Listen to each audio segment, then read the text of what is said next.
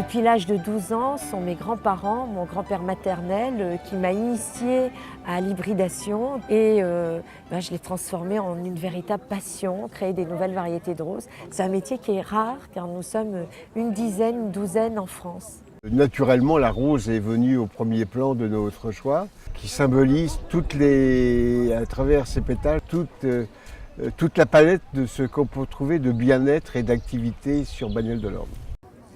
Alors une rose se conçoit longtemps à l'avance, c'est-à-dire que c'est basé beaucoup sur l'observation. Les principes généraux, c'est que le rosier mère va donner la végétation à la vigueur et le rosier père, c'est-à-dire le pollen qu'on va apporter sur le rosier mère, va donner en gros la forme de la fleur, la couleur et le parfum.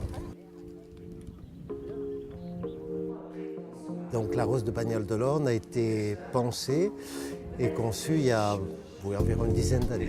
Beaucoup de générosité, beaucoup d'amour. Être choisi, c'est une reconnaissance. Et pour nous, c'est très très important. Pour l'avenir, on va multiplier de deux façons. Le plus souvent, c'est du greffage que l'on fait, donc qui est fait en Anjou.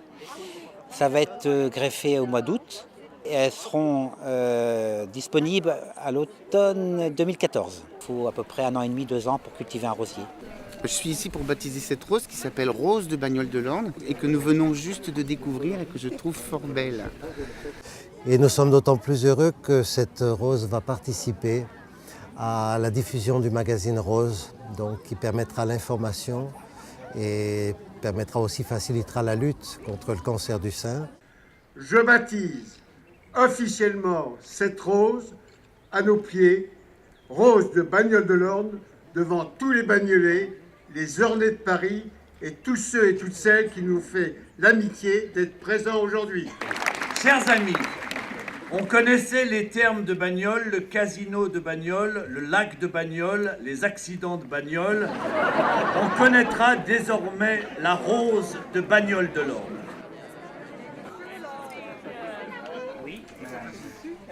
Donc nous avons souhaité qu'à travers la vente de cette rose, les années prochaines, les royalties puissent être versées à la Régie du cancer, de manière à ce que toutes les dames qui viendront au Mâmobile repartent avec ce bel ouvrage, cette belle revue qui est Rose.